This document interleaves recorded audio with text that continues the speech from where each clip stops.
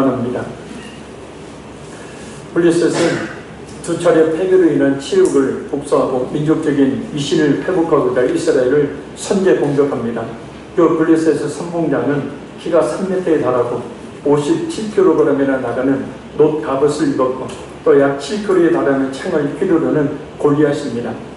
17절 말씀처럼 그가 나와서 40일 동안 아침 저녁으로 이스라엘 군대를 모욕하며 견유를 상실하게 만들고 있었습니다. 그런데 그 누구도 함부로 나서지를 못하고 있는 그런 상황입니다.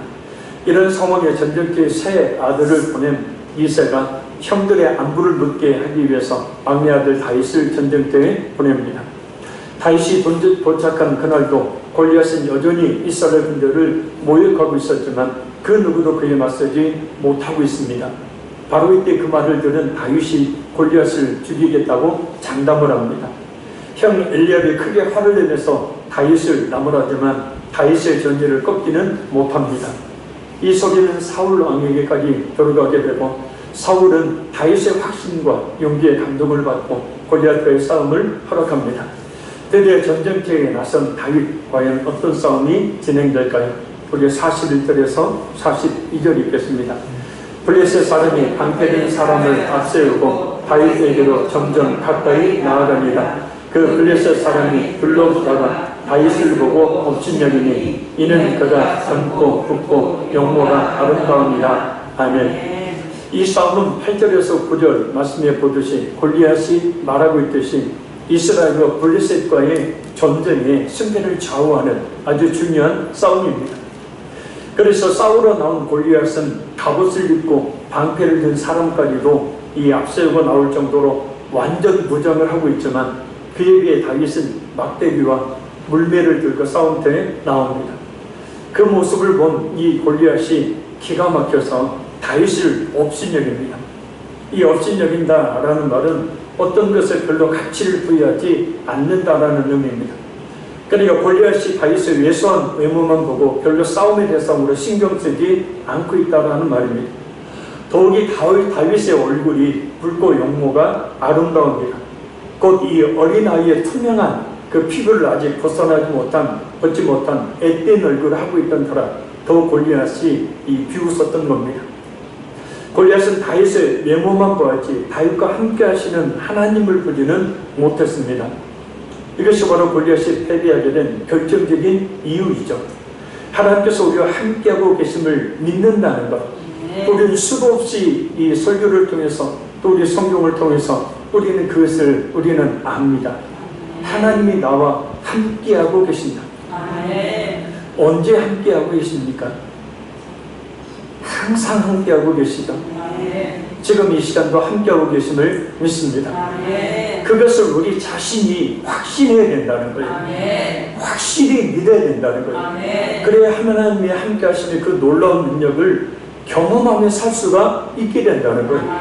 왜냐? 하나님께서 함께 하시는 그 성도는 가장 큰 능력을 소유하고 있는 사람을 말하기 때문이에요. 아멘. 실제 있었던 이야기죠.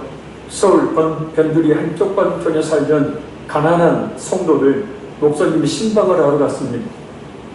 가서 보니 방 한 칸 그리고 방에 딸려있는 작은 부엌, 보기에도 참 안타까운 환경이었습니다.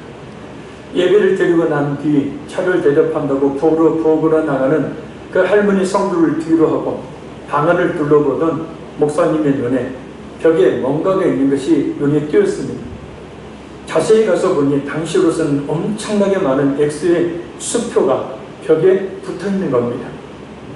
할머니가 그 수표에 대해서 물었더니 병든 할아버지 집에 어떤 할아버지 집에 식모로 들어가서 할아버지를 살펴드렸는데 이 할아버지가 돌아가시기 전에 그동안 고마웠다고 이 수표를 줬다는 거예요.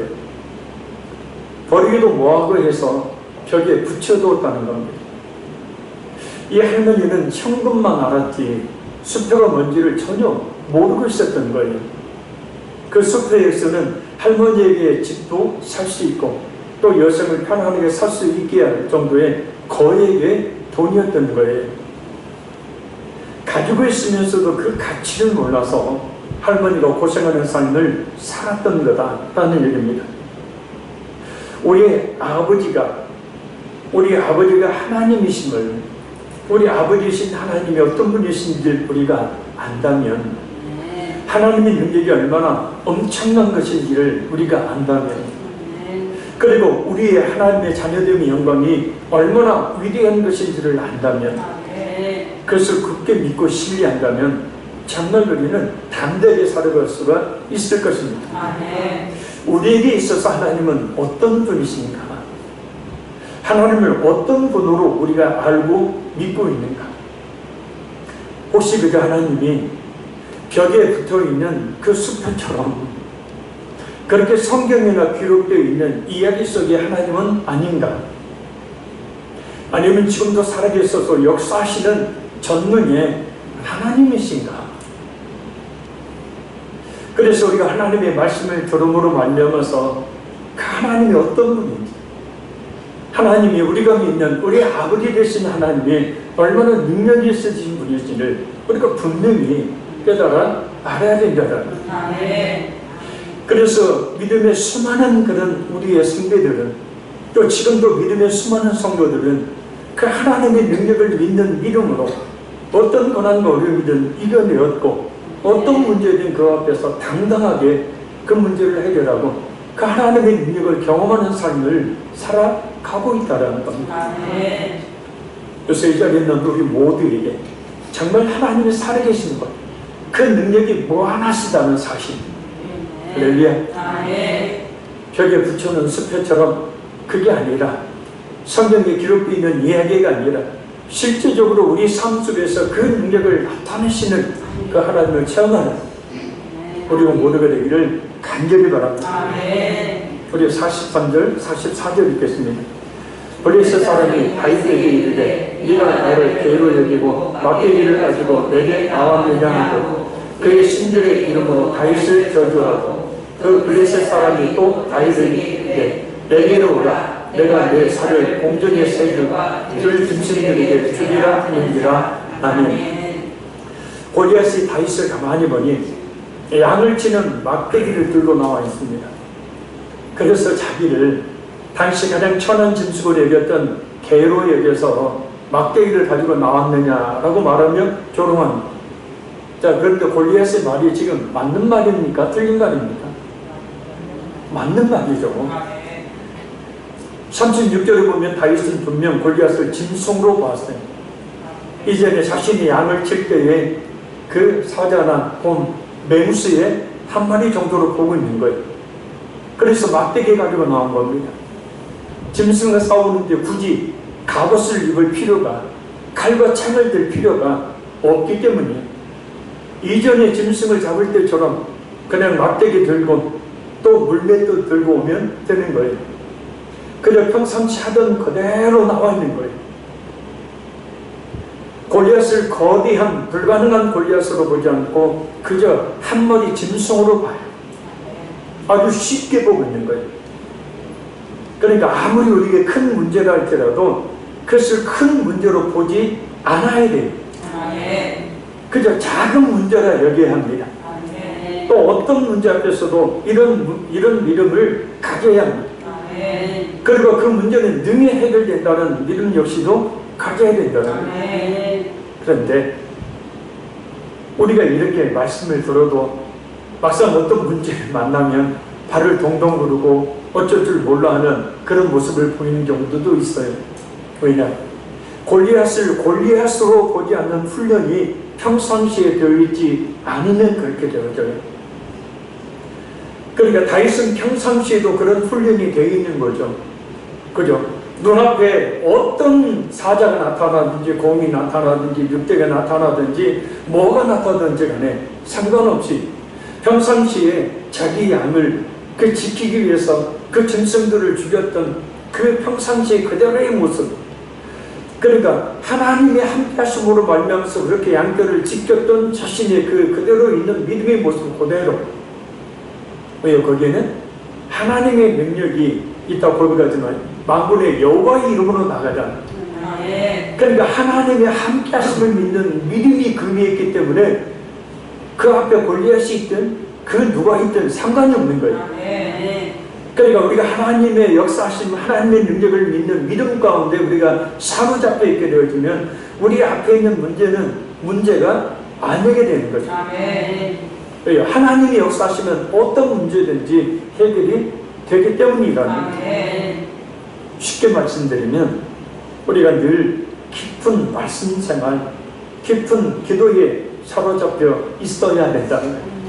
할렐루야. 그래야 골리앗을 골리앗으로 보지 않게 되어져요. 아멘. 그러나 늘 기도와 말씀에 이 사로잡혀 있지 않게 되어지면 눈을 씻고 봐도 골리앗이 골리앗으로 보는. 세상 사람들이 어떻게 생각해도 어떻게 말해도 우리 성도들의 가장 강력한 힘과 무기는 바로 말씀과 기도입니다. 비록 세상 사람들이 보기에 우리의 기도하는 모습이 또 이렇게 은혜 받으러 나와 있는 모습이 이해할 수 없는 모습으로 보인다 할지라도 우리의 이러한 모습은 바로 마귀의 강력한 진을 파괴하는 능력이 된다는. 오늘 본문을 보세요. 골리앗이 하나님만을 의지하며 나온 다윗을 보고 비웃습니다. 그래서 그가 섬기는 신들의 이름으로 다윗을 저주합니다. 다윗을 죽여서 그 살을 새들과 짐승의 먹이로 주겠다고 합니다. 그러나 이 저주는 다윗에게 임한 것이 아니라 오히려 골리앗 자신에게 임하게 되어지죠. 왜냐? 잠언서 26장 2절 말씀처럼 까닭없는 저주는 임하지 않기 때문입니다. 오히려 창세기 12장 3절 말씀이 골리앗에게 그대로 이루어지고 말아요. 너를 축복하는 자에게는 내가 축복하고 너를 저주하는 자에게는 내가 저주하리니.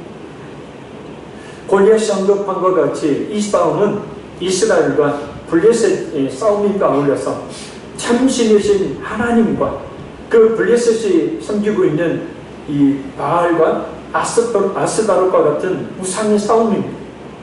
물론 싸움의 대상이 애초에 되지 않죠. 이것은 또한 신앙과 불신앙의 싸움이기도 해요. 예수를 믿는 믿음을 가진 우리를 아무리 거대한 불신앙의 세력이라 하더라도 어떻게 이길 수 있겠습니까?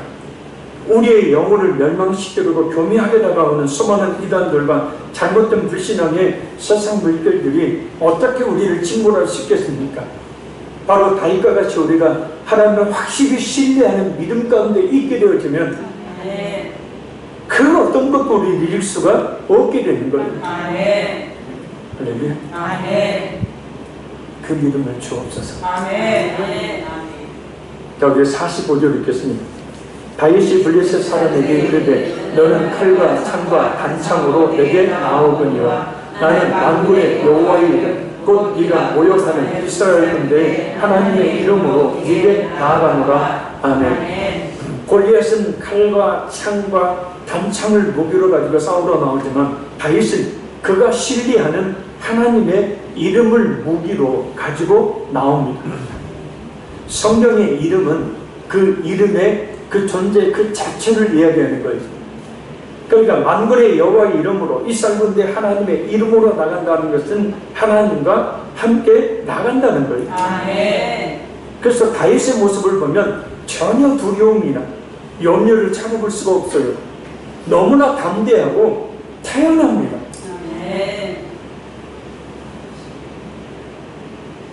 로마서 8장 31절에 만일 하나님이 우리를 위하시면 누가 우리를 대적하리요? 골리앗은 세상적인 전쟁의 방법으로 나오지만 다윗은 오직 여호와의 이름으로 맞서고 있음을 외치고 있어요. 골리앗의 무기와 다윗의 신앙이 선명한 대조를 이루고 있는 모습입니다.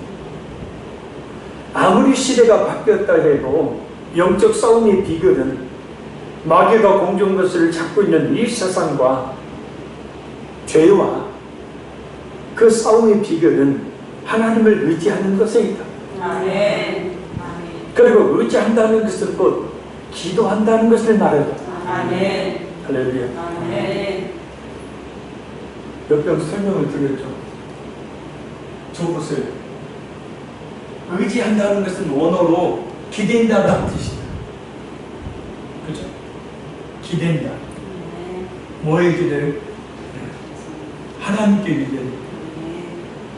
그러니까 내가 기대고 있는 이 벽이, 제가 기대고 있는 이 벽이 없으면 제가 뒤로 넘어지겠죠. 예전처럼 올 수도 있겠죠. 기대한다는 건 이거예요. 의지한다는 게 이게요. 그래서 우리가 하나님을 의지한다, 하나님께 기대한다는 것은 결국 뭐냐면 기도를 통해서 우리는 하나님을 의지하게 되는 거예요. 자, 그러면 제 몸을 벽에 다 맡겼어요. 곧 우리는 기도를 통하여 우리 모든 것을 하나님께 다 맡기게 되어 있어요. 아멘. 그래서 다윗이 지금 외치고 있는 이 외침일 뿐만 아니라 다윗의 기도예요. 아멘. 그래서 우리가 기도 외에는 이런 이유가 나갈 수가 없다. 모든 영적 싸움에서 이길 수 있는 비결은 기도예요. 기도 외에는 다른 방법이 없다고요. 그러니 우리가 기도를 쉬지 말아야 되는 이유예요. 그리고 기도하게 되어지면 그 영적 싸움에서 이길 수 있는 담대함이 있게 된다. 다윗 보세요. 다른 이스라엘 백성들은 골리앗 앞에서 다 두려워 떨며 심지어 도망가기까지 하는데 다윗은 아주 담대합니다. 태연해요. 전에 이전에 양을 칠 때와 지금 골리앗 앞에 있을 때의 모습이 전혀 변함이 없는 거예요. 자, 이게 바로 뭐냐면 진짜 믿음이에요. 아멘. 우리가 불가불 이 세상에 살다 보면 여러 가지 어려운 문제를 만나게 되죠. 영적 싸움이 있게 되죠. 우리가 지난 시간 살펴보았듯이 악한 마귀라는 놈과의 영적 싸움이 있게 되어지고, 이 세상에 화려한 유혹이라는 이 세상과의 싸움이 있게 되어지고, 죄의 법과 하나님의 법이 늘 충돌하는 우리 마음속에 우리 자신과의 싸움이 있게 되어져요. 이런 영적 싸움에서 이길 수 있는 비결은 결국은 뭐냐면 우리가 기도하는 거예요. 기도함으로 우리 모든 걸 하나님께 맡기는 거죠. 그렇게 되어지면 어떻게요? 우리가 담대해지는 거예요. 자, 거꾸로 뒤집어 보세요. 내가 담대하지 못하고 두려워하고 걱정하고 염려하고 있다는 것은 그만큼 내가 하나님을 의지하지 않는다는 것이고, 하나님을 의지하지 않는다는 것은 그만큼 내가 기도에 게으르고 있다는 거죠. 그러니까 온갖 시험거리가 들어오는 거예요. 예수님이 너희가 한 시간도 나와 깨어 기도할 수 없더냐라고 말씀하잖아요. 기도해도 시험은 오고 기도하지 않아도 시험은 와요. 그러나 기도하면 그 시험은 이기게 되어지고, 기도하지 않으면 그 시험에 넘어지게 되는 거죠. 그런데 우리는 살면서 온갖 시험이 오게 되어 있어요. 그 영적 싸움들이 오게 되어 있어요. 그런 싸움에서 이길 수 있는 비결은 결국은 하나님을 의지하는 기도. 그래서 우리가 진짜 기도하게 되어지면 기도 끝나고 담대해지다. 우리 하나님이 이길 수 있는 담대함을 주시기 때문입니다. 그래서 지금 다윗은 담대하게 전혀 흔들림도 없이 골리앗 앞에 나갑니다. 그런 믿음을 주시옵소서. 자, 우리 46절 읽겠습니다. 오늘 여호와께서 너를 내 손에 넘기시리니 내가 너를 쳐서 네 목을 베고 블레셋 군대의 시체를 오늘 공중에 세워 땅의 짐승들에게 주어 온 땅으로 이스라엘에 하나님이 계신 줄 알게 하겠고. 아멘. 이런 기도를 해야 돼요. 아멘. 믿지 않는 가족들이, 믿지 않는 사람들이 핍박을 가해오고 또 그런 영적 싸움들이 있었을 때 이렇게 이런 말씀을 붙들고 담대하게 기도해야 됩니다. 자, 넘기시리니라는 말은 물리쳐 승리하다라는 거예요. 그러니까 하나님께서 블레셋을 물리쳐 자기 백성들을 완전한 승리로 이끄신다라는 거예요. 전쟁의 승리는 세상적인 힘이 있지 않고 군사력이 있지 않고 오직 하나님께만 있음을 말하는 다윗의 확광신은. 그래서 자세히 보면 골리앗은 다윗만을 보고 있지만 다윗은 골리앗뿐만 아니라 블레셋 전체를 보고 싸우고 있는 것을 볼 수 있어요. 그래서 44절에 보면 골리앗이 다윗의 시체를 공중에 세워 들짐승에게 주겠다라고 말하지만 46절을 보면 다윗은 골리앗뿐만 아니라 블레셋 군대의 시체까지도 공중에 세워 들짐승들에게 주겠다라고 말하고 있는 거예요. 이야, 대단하지 않습니까? 그러니까 하나님의 그 승리를 보고 있는 거예요. 아멘. 할렐루야. 아멘. 자, 그래서 모든 기도는 응답받는다. 아멘. 모든 기도는 응답받는다라는 말씀은 1차적으로 우리가 기도할 때 응답을 받아요. 어떤 응답이요? 우리가 강하고 담대게 되는 거예요. 아멘. 그리고 그 강하고 담대한 믿음을 얻게 되어지면 결국은 응답받은 그것이 현실로 나타나게 되는 거예요. 그러니까 다윗이 지금 블레셋 자신이 골리앗 하나 죽이는 것으로 끝내는 것이 아니라 블레셋과의 전쟁에서 승리하는 것까지도 지금 바라보고 있는 거예요. 아멘. 이 믿음이 어디에서 나와요? 하나님을 믿는 믿음에서. 아멘. 그러니까 결국은 항상 강조하는 거지만 문제가 아니라 내 믿음이 문제라는 거예요. 아멘. 자, 다윗이 승리를 할 수밖에 없었던 확실한 또 다른 이유예요. 그것은 온 땅으로 이스라엘의 하나님의 계신 줄 알게 하겠다는 거예요. 아멘. 그러니까 싸움의 분명한 목적 또한 있었다는 겁니다. 온 세상으로 하여금 이스라엘의 하나님이 계신 줄 알도록 하겠다. 아멘. 지금 이 싸움은 자신의 입신양면을 위한 싸움이 아니라 하나님을 위한 싸움이라는 것이고, 하나님의 싸움을 싸우러 나가는데 어찌 질 수가 있겠으며 결국은 이기는 것은 당연한 것이다. 아멘. 왜 내가 하나님을 위해 싸웁니까? 아멘. 그래서 하나님의 살아계심을 온 세상에 도록 내겠다는 아멘. 우리에게 좀 협소하게 적용하면 우리가 왜 부자가 되려고 하는가? 우리가 왜 건강하려고 하는가? 왜 우리 자녀들이 잘 되기를 바라는가? 왜 성공하려고 하는가? 왜 공부를 하는가? 다윗과 같이 온 땅에 하나님의 살아계심을 나타내겠다는 분명한 목적을 가지고 살 때에 하나님은 당신의 그 이름의 영광을 도로 내도록 하기 위해서 그렇게 다윗처럼 확실한 인생의 목표와 목적을 가지고 사는 성도를 도로 쓰셔서 결국 하나님의 영광을 도로 내시게 만든다는 것. 아멘. 특별히 우리 그리스도인들에 있어서 아무리 자기 자신의 삶에 뚜렷한 목적이 있다 하더라도 그것이 하나님의 뜻과 맞아야 한다. 아멘. 하나님의 뜻에 맞을 때에만 이루어져. 하나님과 주님의 몸된 그 일을 위한 분명한 목적을 가질 때에만 이루어집니다.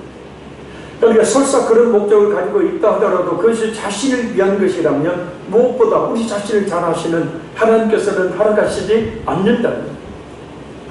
전에 어떤 분이 말씀이 큰 은혜를 받고 주여 저도 선교 현장에 교회를 몇 개 세우겠습니다. 목사님 진짜 교회 몇 개 세우게 저하고 선교에 동역을 하게 저도 얼마나 기뻤는지 소갈머리 없이 그냥 아멘 함께 합시다. 하여튼 이거 작은 시험 들어가고 넘어져 버리면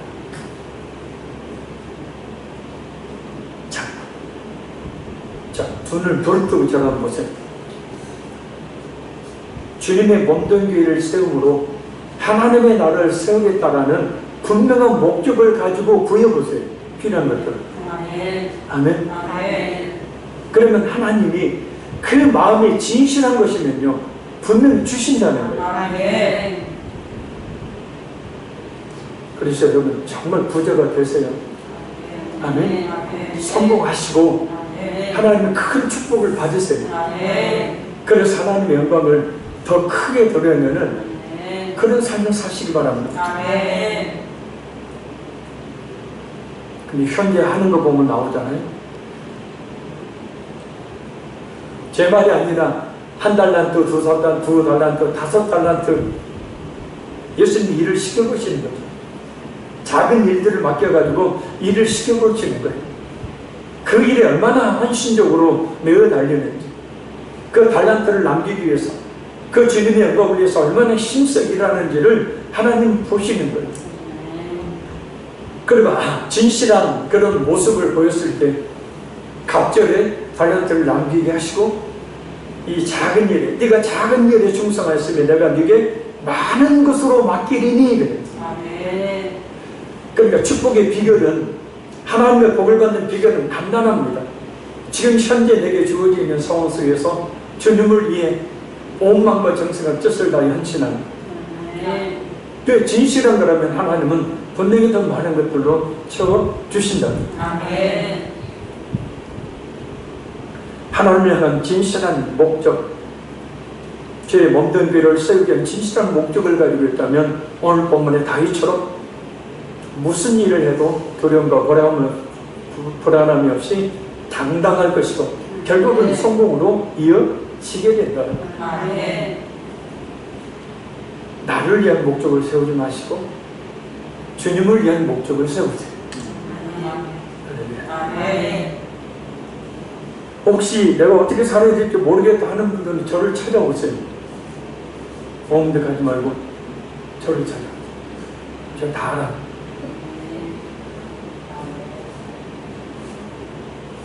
별로 아니. 날마다 여러분들을 위해서 기도하면 감동 주시는 것들이 있어요. 자, 우리 47절 말씀 같이 읽겠습니다. 또 여호와의 구원하심이 털과 창에 있지 아니함을 이 우리에게 알게 하리라. 전쟁은 여호와께 속한 것인즉 그가 너희를 우리 손에 넘기시리라. 아멘. 자, 온 우주의 모든 것이 하나님께 속한 것처럼 전쟁의 승패도 하나님의 주권적인 승리하심에 의해 좌우되죠.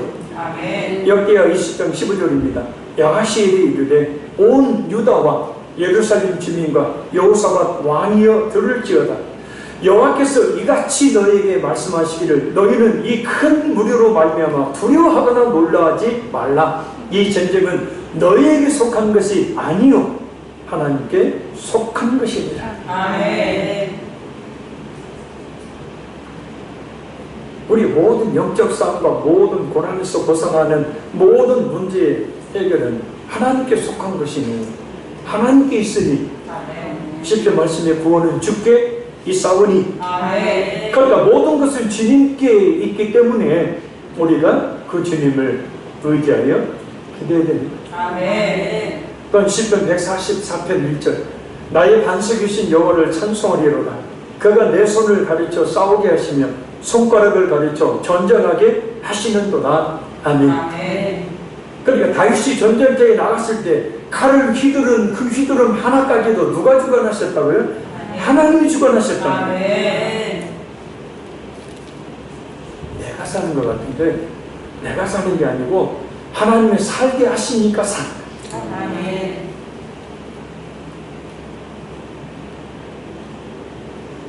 우리 한번 제자들한테 고백했던 것 같아. 한번 고백하고 까불지 말자. 아버지 말자. 하나님 앞에 건방지게 까불지 말고 겸손하게 하나님 없이도 살아. 기도 안 해도 살아. 이게 아니라 하나님 앞에 정말 겸손하게 하나님께서 내 모든 삶을 주관하십니다. 아멘. 전쟁이 여호와께 속한 것이듯이 우리의 모든 것 또한 하나님께 속한 것임을 우리가 굳게 믿어야 합니다. 아멘. 우리 가정도 자녀도 일과 사업도 학업도 우리 앞으로의 미래도 다 하나님께서입니다. 아멘. 그러니까 하나님의 손에 쥐고 계시니까 우리는 하나님만을 의지하여 살아갈 수밖에 없는 존재. 아니, 하나님은 그렇게 만드셨어요. 아멘. 우리가 적과 꿀이 흐르는 가나안 땅, 우리가 많이 속죠. 적과 꿀이 흐르는 가나안 땅이라고. 하나님이 이스라엘 백성들에게 주시는 땅은 적과 꿀이 흐르는 땅이 아니었어요, 사실. 출애굽기에 보면 적과 꿀이 흐르는 땅은 극히 하나님이 주시기를 원하시는 땅은요, 극히 좁은 땅이에요. 그 땅이 어디예요? 예루살렘이면 산 중턱이 물도 지할 수밖에 없어요. 주변에 강이 없어요. 그래서 날마다 이른 비와 늦은 비, 성 밖에 농사를 지어도 이른 비와 늦은 비를 고대하며 살게 만드셨어요. 아니, 속지 말라고요. 물론 적과 꿀이 흐르는 가나안 땅이 말하는 영적 의미는 하나님의 나라죠. 근데 그 하나님의 나라에 이르기까지 또 이스라엘 백성들로 하여금 예루살렘이라는 그 인근 지역의 그 땅은요, 이 땅이 풍족한 땅이 아니에요. 실제로 가보세요. 실제로 풍족한 땅은요, 뭐든지 심으면 날 것 같은 땅은요, 다 이방 가나안 족속들이 차지하고 있던 땅이고, 결국 하나님은 이스라엘 백성들을 예루살렘 성을 그 주변에 정착하게 만드십니다. 왜요? 이스라엘 백성은 하나님의 택한 민족이에요. 그래서 하나님만을 의지하며 살도록 만드신 거예요. 아멘. 만약에 그들이 무엇을 심든지 간에 나는 그 땅에 살게 되어지면 그들이 하나님을 의지할까요? 아니, 하나님을 의지하지 않아요. 이스라엘 주변의 민족들을 보세요. 하나님을 의지하는 민족이 있습니까? 아니, 다 우상을 섬겨요. 애굽, 이집트, 하나님의 저주로 지금 저 풍부한 지하자원이 있고 저 넓은 땅덩이를 가지고 있는 이집트지만 애굽을 야곱이 저주를 했죠. 결국은 그대로 지금도 뭐 별볼일 없는 나라로 살고 있잖아요. 근데 조건은 엄청나게 좋은 조건이 나일강이 흐르죠. 지하자원이 풍부하죠. 그런데도요, 세계에서 그 이름을 드러내는 삶을 못 살아요. 왜? 그들은 저주받은 민족이에요.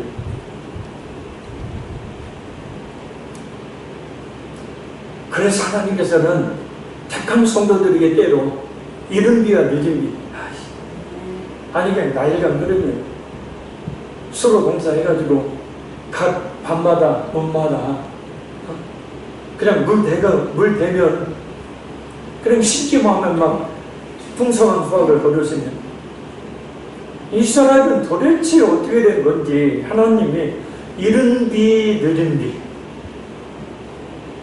그러니까 파종하기 전에 이른 비가 내려야 파종을 해요. 1년에 팔레스타인 지방에 강수량이 600mm밖에 안 되죠. 그것도 또 한꺼번에 내려요. 와디 지역, 그래갖고 막 계곡이 형성되죠. 또 이제 추수하기 전에 좀 곡식이 잘 익으려면 수분이 필요하니까 그때는 또 늦은 비를 또 기대해야 돼요. 이건 도무지 이른 비와 늦은 비를 하나님이 내려주시지 않으면 살 수 없도록 하나님이 그렇게 살게 만드신다. 그리고 또 뭐 이른 비와 늦은 비 사이에는 뭐가 있어야 돼요? 이슬비. 지중해에서 뜨거운 바람하고 지중해 그 찬바람이 부딪혀가지고 새벽에 이슬비 내리는 그 이슬비. 그러니까 그들에게는 이른 비, 늦은 비, 이슬비 은혜. 그러니까 어떻게 보면 보잘것없는 은혜 생각하고. 근데 이렇게 해서 하나님은 이스라엘로 하여금 전적으로 하나님을 의지하며 살게 만드셨어요. 왜요? 아무리 잘 먹고 잘 살아도 우상을 숭배하면 그는 영원한 멸망을 당하니까요. 하나님은 알고 계시니까요.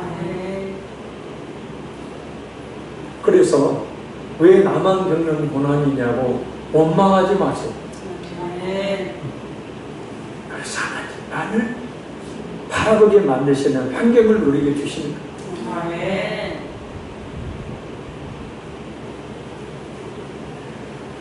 다윗처럼 하나님을 전적으로 의지하여 나가면 분명히 하나님이 이루어 주실 줄 믿습니다. 저기 48절 읽겠습니다. 블레셋 사람이 일어나 다윗에게로 아주 가까이 올 때에 다윗이 블레셋 사람을 향하여 빨리 달리며 아멘. 자, 온 땅에 하나님의 살아계심을 알게 됐다는 분명한 싸움의 목적을 가지고 나온 다윗은 오직 하나님의 능력을 의지하게 아주 날렵한 행동을 취합니다. 그러나 반면 골리앗은 중무장을 한 이 거구였기 때문에 행동이 매우 부자연스럽죠. 쉽게 말씀드리면 지금 다윗은 영적인 무장을 했지만 골리앗은 육적인 중무장을 하고 있는 거예요. 영적 싸움에 다윗은 제대로 영적 싸움을 할 체비를 하고 싸움터에 나온 것이지만 골리앗은 영적 싸움에 육적 싸움 준비만 하고 나온 거예요. 그러니 싸움의 대상이 아예 되지를 못하는 거예요. 많이 배웠다고 하는 사람들이 힘과 돈과 권력을 가지고 있다는 그 어른들이 10대인 작은 어린 동자 무당 앞에 무릎을 꿇고 큰 눈도 제대로 쳐다보지도 못하고 점을 칩니다. 연신 고개를 굽신굽신거리고 마치 하나님의 말씀보다 더 귀한 위대한 존재가 말하는 것처럼 경청을 해 듣습니다. 귀신이 그 어린 아이에게 들어가서 장난을 치는 것이지만 영적인 것 앞에서는, 영적인 힘 앞에서는 정치가 크고 많이 배웠던 어떤 존재이든 간에 굴복하고 말아요. 무슨 얘기냐? 영적인 이 힘, 능력은요, 얼마든지 우리의 유기의 모든 것들을 능히 정복할 수 있어요. 승리하게 만든다고요. 자, 그럼 한 가지 질문을 할게요. 지금 다윗이 갑옷을 입었습니까? 안 입었습니까? 예? 저 옆에 거나 물어보면 권사님 지금 다윗이 갑옷을 입었대요? 안 입었대요? 안 물어봐요. 근데 자존심이 그냥 끝까지 세우고 있네. 안 물어보란 게. 자, 다윗이 갑옷을 입었어요? 안 입었어요? 예, 육적인 갑옷은 안 입었지만 영적 갑옷은 입고 있는 상태죠. 그 갑옷이 뭡니까? 하나님의 전신갑주라는 구원의 투구, 가슴에 의의 호신경, 허리에는 진리의 허리띠, 발에는 평안의 복음에 예비한 신, 왼손에는 믿음의 방패, 오른손에는 성령의 검, 하나님의 말씀. 할렐루야. 보입니까? 안 보입니까? 보여요? 안 보여요? 안 보인다고 해도 맞고 보인다고 해도 맞아요. 안 보이는 것은 분명히 갑옷은, 육적 갑옷은 안 입었기 때문에, 보인다는 것은 다윗이 분명히 하나님의 전신갑주를 입었다는 거죠. 참이 한에게도 이 하나님의 전신갑주는 눈에 보이는 것이 아니죠. 그래서 무겁지 않습니다. 일반적인 갑옷은 입으면 입을수록 무거워서 움직이기가 힘든데, 이 하나님의 전신갑주를 입으면 입을수록 더욱더 가벼워지고 강해집니다. 우리가 골리앗과 같은 이 세상과의 싸움에서 이길 수 있는 비결은, 그래서 구원의 확신을 갖는 거예요. 강력한 믿음을 갖는 거예요. 왜냐? 하나님의 전신갑주는, 잘 보세요. 구원의 투구, 구원, 의의 호신경, 의, 진리의 허리띠, 진리, 평안의 복음에 예비한 신, 복음, 믿음의 방패, 믿음, 성령의 검, 곧 하나님의 말씀을 가지라. 머리에서 발끝까지 들고 있는 모든 전신갑주가 결국은 뭐와 연결되어 있어요? 예수를 믿는 믿음과 관련되어 있어요. 그 믿음에서 모든 것이 나온다는 거예요. 예수님의 십자가의 보혈로 의롭다함을 받은 그 은혜로 가슴을 뜨겁게 하는 거예요. 아멘. 그 의롭다함에 조금도 의심이 없도록 진리에 대한 확신의 띠를 그 위에 두르는 겁니다. 복음으로 말미암아 늘 평안을 누리는 것. 예수를 믿는 믿음, 그리고 하나님의 살아계신가 그 능력을 믿는 확실한 믿음을 갖는 것. 하나님의 말씀으로 무장하는 것. 할렐루야. 근데 많은 성도들이 하나님의 전신갑주를 잊지 않고 영적, 정적인 현장에 나오는 게 문제라는. 입었다 하더라도 제대로 입지를 않았어요. 한 가지 명심해야 합니다. 이 하나님의 전신갑주는 한 가지만 확실히 입어도 다른 전신갑주를 입은 것과 같아서 전쟁에서 승리하게 하지만, 단 한 가지를 제대로 입지 않아도 전체 갑옷이 제 역할을 못해서 전쟁에서 패할 수밖에 없다는 것을 말해요. 그러니까 뭐냐면, 구원의 확신이 없으면 다른 전신갑주가 아무 소용이 없다는 거예요. 구원파에, 신천지에 그냥 넘어가죠. 믿음으로 말미암아 의롭다함을 받는 의의 흉부를 잃지 않으니 천주교와 같은 종교다원지 우상종교에 넘어가죠. 진리의 허리띠를 띠지 않으니 다른 종교도 진리라는 말에 그냥 넘어가. 평안의 복음의 능력에 사로잡혀 있지 않으면 일시적인 평안과 쾌락의 죄악에 넘어가. 믿음이 없으니 세상의 유혹에 그냥 넘어가. 말씀이 없으니 완전히 이단이 파괴되는 거예요. 그래서 다윗이 골리앗과의 전투에서 사용한 무기가 뭡니까? 자, 우리 49절 읽겠습니다. 손을 주머니에 넣어 돌을 가지고 물매로 던져 블레셋 사람의 이마에 치니 돌이 그의 이마에 박히니 땅에 엎드러지니라. 아멘. 다윗은 주저하지 않고 골리앗을 향해서 돌을 취해서 그 물매를 돌립니다. 가죽으로 이만한 네모 있어요. 그리고 양쪽에 구멍을 뚫어갖고 끈으로 이렇게 묶어요. 끈을 달아. 한쪽은 길고 한쪽은 짧아요. 그래서 그 물매의 가죽에 짱돌을 넣고 돌을 넣고 이 긴 부분은 손목에 감습니다. 묶어요. 그리고 돌려요. 표질을 하면서 마지막에 강하게 내어 던지면서 이 짧은 끈을 놓아요. 그러면 그 돌이 날아가게 됩니다. 자, 잘 살펴보니 중무장한 골리앗의 유일한 빈틈은 이마예요. 그래서 다윗은 이마를 향해 물맷돌을 던져서 명중시켜서 그를 땅에 쓰러뜨립니다. 다윗의 훌륭한 물맷돌 솜씨도 있었지만 무엇보다 하나님의 도우심이 단번에 골리앗을 쓰러뜨릴 수 있도록 했죠. 그런데 우리가 주의에 깊게 봐야 될 것이 하나 있어요. 바로 돌. 이 작은 매끄러운 돌 하나가 거대한 골리앗을 쓰러뜨렸다는 겁니다. 다니엘 2장 34절 35절을 보면 뜨인 돌이 하나 있어요. 뜨인 돌 하나가 거대한 신상을 부서뜨립니다. 거기서 말하고 있는 이 뜨인 돌이 바로 그리스도를 예표하죠. 왜냐하면 예수님은 고린도전서 10장 4절의 말씀처럼 반석이셔요.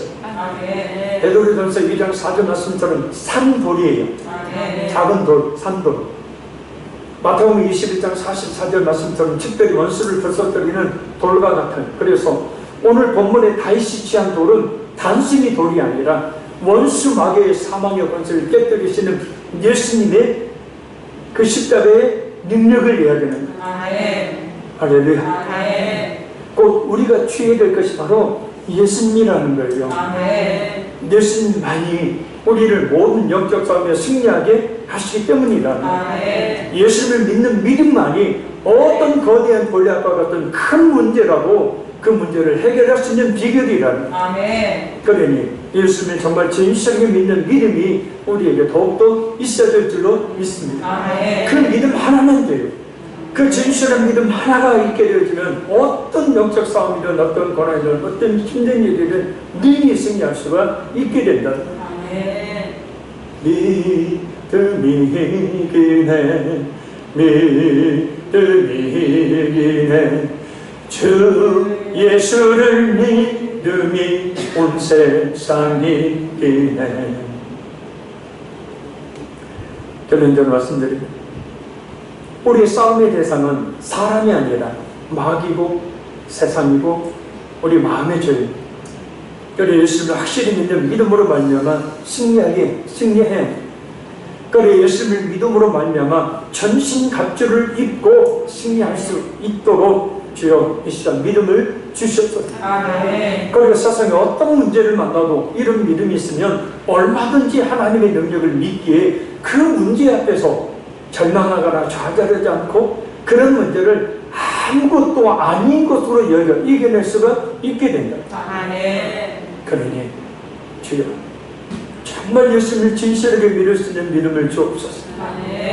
그리고 분명한 삶의 목적, 우리 자신의 이름을 내기 위한 목적이 아닌 정말 진실하고 순수하게 오직 하나님 예수님의 몸인 교회를 위한 목적을 가지고 살 때 우리 주님께서 분명히 함께 하실 줄로 믿습니다. 그래서 이 시간 우리 말씀을 붙들고 기도합니다. 우리의 싸움의 대상은 사람이 아니라 마귀와 세상과 우리 자신의 죄인이 예수님을 진실하게 믿는 믿음으로 전신갑주 입어 승리하게 하옵소서. 세상에 어떤 문제를 만나도 살아계신 하나님의 능력을 믿는 믿음으로 문제 앞에서 절망하거나 좌절하지 않고 그런 문제를 아무것도 아닌 것으로 여김으로 능히 이겨내게 하옵소서. 우리 자신의 이름을 내기 위한 삶의 목적이 아니라 정말 주님의 이름을 내기 위한 삶의 목적을 가지고 살게 하옵시고 아멘. 그래서 우리에게 하나님 복의 복을 더하여 주시라. 아멘. 이 시간 우리 주의 성은 통속으로 간절히 부르고 기도하겠습니다. 주여